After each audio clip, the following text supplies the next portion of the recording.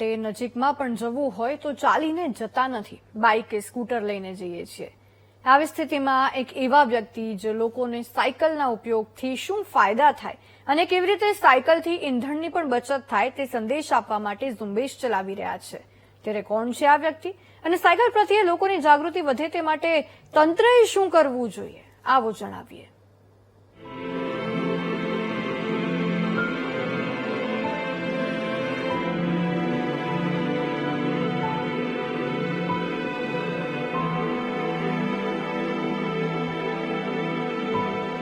હાલ વિશ્વ ઈંધણની ઘટ સામે ઝઝૂમી રહ્યું છે, છતાં લોકો પબ્લિક ટ્રાન્સપોર્ટનો ઉપયોગ કરવામાં નથી સમજી રહ્યા, કારણ કે આપણે ત્યાં લોકોને નાના અને નજીકના વિસ્તારમાં પણ કોઈ કામ હોય તો બાઇક કે સ્કૂટર લઈને જવાની ટેવ પડી ગઈ છે।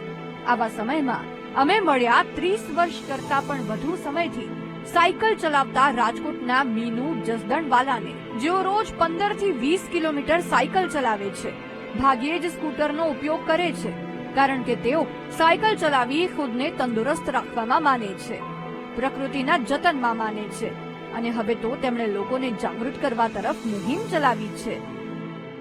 એટલે આ જે આફત છે એને આપણે ઓપોર્ચ્યુનિટીમાં ટર્ન કરી લેવી જોઈએ। જ્યારે પેટ્રોલના ભાવ ઓછા હતા, જ્યારે અર્થતંત્રને આપણી નાગરિકત્વની જરૂર નહોતી, દેશને આપણી જરા જરૂર નહોતી, ત્યારે કદાચ આપણે આ જે મોજ શોખ આડા અવડા આંટા મારવાના છે એ આપણે એન્જોય કરી શકતા, પણ હવે આપણા માટે નહીં તો દેશ માટે, અર્થતંત્ર માટે આપણે સાયકલ વાપરવી જોઈએ।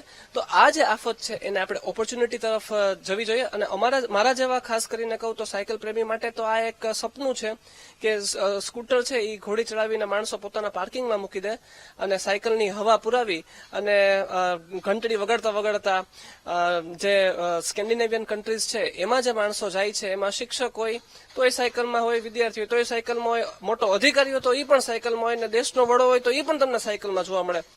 મહત્વનું છે કે આપણે ત્યાં કોરોના સમયે સાયકલનું ખૂબ વેચાણ વધ્યું હતું, કારણ કે લોકો તે સમયે ખુદને તંદુરસ્ત રાખવા માંગતા હતા, પરંતુ ધીમે ધીમે કોરોના ગયો અને લોકોની રુચિ ઘટતી ગઈ। બીજી તરફ શહેરોમાં રસ્તા પર સાયકલ ચલાવતા લોકોને અકસ્માતનો પણ ડર લાગે છે।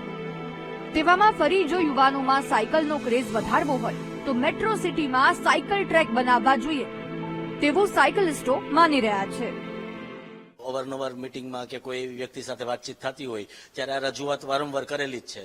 જો સાયકલ ટ્રેક બને તો એનાથી સાયકલિસ્ટ એડ ઓન થાય એમ છે અને સાયકલિંગ અવેરનેસ વધે એમ છે, કેમ કે મોટામાં મોટો ઇસ્યુ અત્યારે કોઈ પણ જે સારા સાયકલિસ્ટ રેગ્યુલર સાયકલિંગ કરતા એ લોકોએ સાયકલિંગ બંધ કર્યું એનું રીઝન મોટામાં મોટું આ છે કે ભાઈ 15 દિવસે મહિને એકાદ વાર આવો અકસ્માત થાય છે અને એનાથી સાયકલિંગ અવેરનેસ ઉપર મોટો ઇમ્પેક્ટ પડે છે।